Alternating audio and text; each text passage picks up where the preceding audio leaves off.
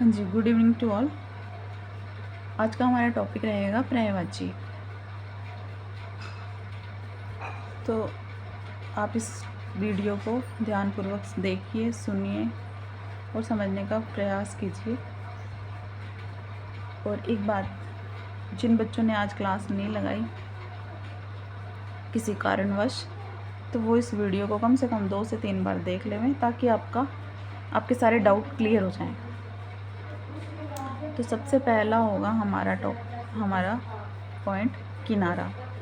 किनारा सबसे पहले तो आप ये देखिए कि पर्यायवाची का अर्थ क्या होता है। पर्यायवाची होते हैं मतलब कि एक ऐसा कोई शब्द जिसके बहुत सारे अर्थ हो सकते, बहुत सारे मतलब कि उसके जैसे ही शब्द कहीं बोले जा रहे हैं, उसी के अर्थ वाले, सेम अर्थ वाले बहुत सारे शब्द होते हैं, उन्हें पर्यायवाची कहते हैं। जैसे कि किनारा है, किनारा इसे कुछ और भी कह सकते हैं कि क्या कह सकते हैं, मतलब कि इसको तट कहेंगे, तट कहेंगे, कूल, और कहेंगे तीर। अब देखिए, अब मैं सिर्फ तुम्हें याद ही नहीं सिर्फ पढ़ा ही नहीं रही हूँ, मैं इस चीज़ को याद भी करवाना चाह रही हूँ ताकि आपको लिखने में भी कोई प्रॉब्लम ना आए। तो आप देखिए कि किनारा है ना, किनारा किस चीज़ का होता है? किनारा होता है, ऐसे नदी होती है, नदी बह रही है, नदी के जो ये वाला साइड होती है और ये वाली साइड होती है, ये होता है किनारा। किनारा होता है, इसे तट भी कहते हैं। नदी का तट है ये, कि यहाँ पे नदी अपने आप को समेट रखा है नदी ने, तो इसे तट भी कहते हैं और तीर भी कहते हैं। ठीक है, तीर भी कहते हैं, तट भी कहते हैं। तो अब देखिए, अब याद कैसे रखोगे आप? नदी था, नदी बनाई थी अपन ने, नदी के अंदर पानी था, पानी आजकल गर्मियों में अपन कैसा पानी पीते हैं? कूल पानी पीते हैं, तो कूल। इस तरह से ये सिर्फ याद रखने की ट्रिक्स हैं और कुछ नहीं है। कूल, ठीक है, कूल याद रह जाएगा। अब किनारा, किनारा को एक कहते हैं तट, तट तट कहते हैं। और ये देखो, ये नदी जा रही है, ऐसे सोच लो, यहाँ पे ऐसा बना लो, तो ये क्या है, कौन सा निशान है? ये तीर का निशान बन गया ना। तो याद रख लेना कि इसको तीर भी कहते हैं। तट, कूल, किनारा, तीर। नेक्स्ट है कपड़ा। देखिए, जो कपड़ा है ना, इसको यहाँ लिख लीजिए एक बार, साइड में अलग से लिख लेना याद रखने के लिए। कपड़ा कि इसका कैसे याद आएगा? जैसे इसका तट था ना, तो इसका पट आएगा। पर देखो इसके अंदर है ना, याद रह जाएगा, क्योंकि आपको कंफ्यूज नहीं होना है कि तट किस में आएगा, पट किस में आएगा। तो कपड़ा में पै आ रहा है, तो मतलब यहाँ पे पट आएगा। इसको ऐसे हटा दो, आ गया ना पट, ये लो, ये रहा पट। तो यहाँ लिख दो पट। अब किनारा में तीर आया था, तो कपड़ा में आएगा चीर। फिर वस्त्र, ये सबको ही पता है क्योंकि ये हमारे शब्दार्थ में भी है। पोशाक को वस्त्र कहते हैं और पोशाक कपड़े की बनी होती है। थर्ड नंबर है कमल। कमल का मतलब क्या होता है? कमल होता है तालाब में या जल के अंदर उगने वाला एक फूल। अब वो जल में उगेगा, जल में जन्म लेगा, तो उसको हम क्या कहेंगे? जलज। जल में जैसे जन्म लेने वाला, इस जय का मतलब जन्म लेने वाला है, जल में जन्म लेने वाला कमल। यहाँ पे हम ना एक पानी का और भी पानी के सारे पर्यायवाची रख के पीछे जय लगा सकते हैं। पानी का एक पर्यायवाची होता है नीर। नीर को भी पानी कहते हैं। नीर में जन्म लेने वाला, यहाँ जय लगा दो, नीरज। नीर में जन्म लेने वाला नीरज। फिर इसके बाद में अम्बू भी कहते हैं पानी को। पानी को क्या कहते हैं? अम्बू। अम्बू में जन्म लेने वाला अम्बुज, मतलब कि कमल, है ना इजी। नंबर है 4। फिर है उद्यान। उद्यान का आपको पता ही है कि उद्यान होता है बाग, बगीचा। तो बाग लिखना बहुत ही इजी है। बाग बहुत इजी है। बाग आराम से लिख सकते हो आप, बाग। तो देखो, बाग लिखना आ गया ना आपको, तो बगीचा लिखना भी आ जाएगा। तो बाग लिखा जैसे कि आपने ऐसे, है ना। अब ये जो एक लाइन है ना यहाँ वाली ब, इस लाइन को यहाँ लगा दो और इसके साथ में ऐसे मात्रा लगा दो, बैगीचा, बगीचा। बै थोड़ा सा पीछे कर दो, बगीचा, बाग, बगीचा, ठीक है। फिर है उपवन। इसमें कोई मात्रा नहीं है, लेकिन इसका कोई अक्षर आधा भी नहीं है। ज़्यादातर बच्चे आधा अक्षर लिख देते हैं बीच में। तो देख लीजिए सारे अक्षर पूरे हैं, कंप्लीट आएगा उपवन। नंबर 5 फूल। फूल फूल का पर्यायवाची होता है सुमन, कुसुम, है ना। एक होता है पुष्प। तो अब इसको कैसे याद रखा जाएगा? तो दिमाग लगाना। फूल का पर्यायवाची है सुमन, कुसुम, है ना, पुष्प। तो देखिए, इसको याद रखने के लिए हमें आपको एक शब्द बता रही हूँ ना, सुमन। आप ये सोचो कि सुमन नाम की कोई लड़की है, उसने बालों में लगा रखा है फूल।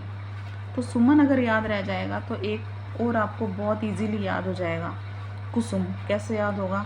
तो हम सुमन को एक बार फिर से लिख देते हैं, सु मैं न, ठीक है। अब इस न को आपको हटाना है और न को यहाँ पे कै बना के लिख दो, ऐसे कै कर दो। इसका न की जगह पे कै लिख दो और कै के आगे आ गया ऊ की मात्रा, कुसुम। ये हो गया कुसुम, सुमन। और पुष्प। पुष्प कैसे लिखते हैं? 3 बार पै लिख लो। इस लाइन को यहाँ से हटा के इसके अंदर कर दो और छोटे ऊ की मात्रा लगा दो। इसमें भी पुष्प। इजी है, कोई दिक्कत वाली बात नहीं है। तो एक बार इसको रिवाइज कर लीजिए। किनारा, तट, कूल, तीर, कपड़ा, पट, चीर, वस्त्र, कमल, जल, नीरज, जलज, नीरज, अम्बुज, उद्यान, बाग, बगीचा, उपवन, फूल, सुमन, कुसुम, पुष्प। नेक्स्ट है इंद्र। इंद्र का पर्यायवाची होता है इंद्र। इंद्र जो होता है ना, वो देवताओं का भी देवता होता है, देवताओं का भी राजा होता है। तो देवताओं का राजा होगा तो उसे क्या कहेंगे हम? देवराज। देवराज, देवराज कहेंगे, ठीक है। अब देवताओं का राजा हुआ, इसलिए इसको शॉर्टकट में देवराज कहा, ठीक। अब है ना, इसको एक और कहते हैं कि देवेंद्र। देवराज से देवेंद्र भी याद रख सकते हो। तो देव का देव लिख दो, देव, इसके 2 अक्षर लिख दो, इसके 2 अक्षर, इसके 2 आगे के अक्षर लिख दो, इसके पीछे के लिख दो। देव, व लगाया, व के ऊपर एक मात्रा लगाया, देवे। और यहाँ से देखो ये 2 अक्षर है ना, ये वाले, आधा न और द के पैर में र, देवेंद्र। इसको लिखने का बहुत ही शॉर्टकट तरीका है, बहुत ही इजी तरीका है। आपको यहाँ से ही आपको आंसर मिल जाएंगे। आपको इसी अक्षर में से, इसी शब्द में से आपको आपका नया शब्द मिल रहा है, देवेंद्र, ठीक है। एक कहते हैं देवराज, एक कहते हैं देवेंद्र, और एक और कहते हैं इसको, क्योंकि देवताओं को हम सुर भी कहते हैं, तो सुरपति, सुरपति भी कहते हैं, सुरपति। नेक्स्ट है ईश्वर। ईश्वर, देखिए ईश्वर जो है ना, ईश्वर का पर्यायवाची याद करना बहुत आसान है। ईश्वर को आप लोग बहुत से नामों से जानते भी हैं, प्रभु, परमात्मा, जगदीश, ऐसे बहुत से नामों से जानते हैं। तो ईश्वर जो है, इसके जो पहले दो अक्षर है ना, पहला पर्यायवाची तो इसी में ही पड़ा है, ईश लिख दो, ई श, है ना, और इसके पीछे इसको लाइन लगा के पूरा कर दो, ईश। फिर नेक्स्ट है, एक हम कहते हैं प्रभु, हे प्रभु आनंद दाता, ऐसे प्रेयर भी होती है, बोलते ही रहते हैं अपन प्रभु, ठीक है। ईश हो गया, प्रभु हो गया। एक होता है परमात्मा, परमात्मा,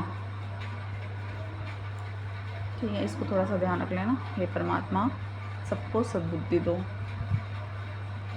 फिर नेक्स्ट है आग। आग का पर्यायवाची होता है अग्नि। बोलना सबको आता है लेकिन लिखना किसी को नहीं आता, मात्राओं में मिस्टेक कर देते हैं, अक्षर को पूरा लिख देते हैं, समझ नहीं आता कि इसको कैसे लिखा जाए। तो इसको देखो, बहुत ही इजी ट्रिक है अग्नि लिखने के लिए कि इसको सेम टू सेम जैसे आग लिखा है, इसको आप थोड़ा सा खुला करके लिख दीजिए, आग, ऐसे खुला लिख दिया। अब देखो जो लास्ट वाला है ना, यहाँ पे बना दो न, और जो ये पहली वाली लाइन है ना, इसके साथ में मैच कर दो, ये ऐसे मात्रा बना दो इसकी, अग्नि बन गया। ये इसी आग से बना दिया मैंने इसको अग्नि, अग्नि बना दिया। अग्नि एक होता है अनल, अनल, और एक होता है पावक। ये इसके तीन पर्यायवाची होते हैं, थोड़ा सा ध्यान से इनको पढ़ लेना, जैसे मैं लिखने का ट्रिक समझा रही हूँ इस तरह से ट्रिक से समझ लेना, आपको बहुत ही अच्छे से याद हो जाएंगे, आप कहीं कोई गड़बड़ नहीं करोगे। आग, अग्नि, अनल, पावक, आग, अग्नि, अनल, पावक। और अग्नि लिखने की मैंने जैसे ट्रिक बताई है वैसे तो कोई आपको कहीं नहीं बताएगा, तो आप इस तरह से कर सकते हैं इसे याद। ईश्वर, ईश, प्रभु, परमात्मा, इंद्र का देवराज, देवेंद्र, देखो देवराज में से देव निकाल लिया, यहाँ से इंद्र में से ई हटा दिया, न और द्र, आधा न और द्र लगा लिया, और जो ये वै था ना देव का, यहाँ एक मात्रा लगा दी, देवेंद्र, सुरपति, ईश, प्रभु, परमात्मा, आग, अग्नि, अनल, पावक। फिर है हमारा एक पर्यायवाची तलवार।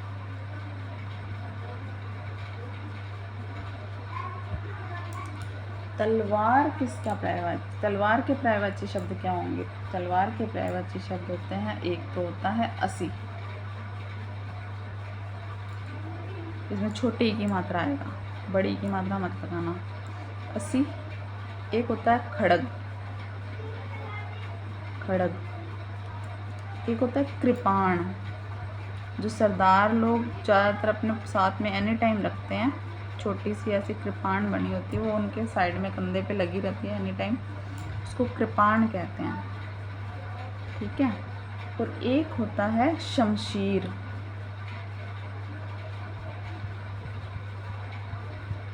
शमशीर, शमशीर भी तलवार को ही कहते हैं।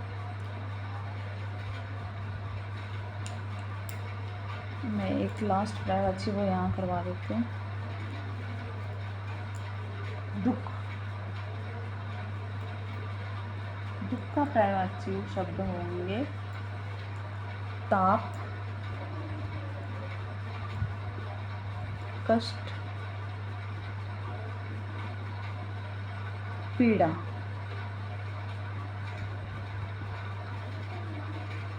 ताप, कष्ट, पीड़ा, ये इसके पर्यायवाची शब्द हैं। दुख का पर्यायवाची हुआ ताप, कष्ट, पीड़ा।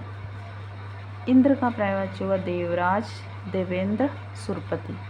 ईश्वर का पर्यायवाची हुआ ईश, प्रभु, परमात्मा। आग का पर्यायवाची हुआ अग्नि, अनल, पावक। तलवार का पर्यायवाची हुआ असी, खड़ग, कृपाण, शमशीर। अब इनमें से आप कम से कम आपको 2 तो याद करना ही चाहिए, और 3 याद हो जाएं तो बहुत ही अच्छी बात है। तो एक बार आप लोग अपनी नोटबुक में फिर से लिख के उनको फिर से रीड करके याद करने की प्रैक्टिस कीजिएगा। Thank you. Have a nice day.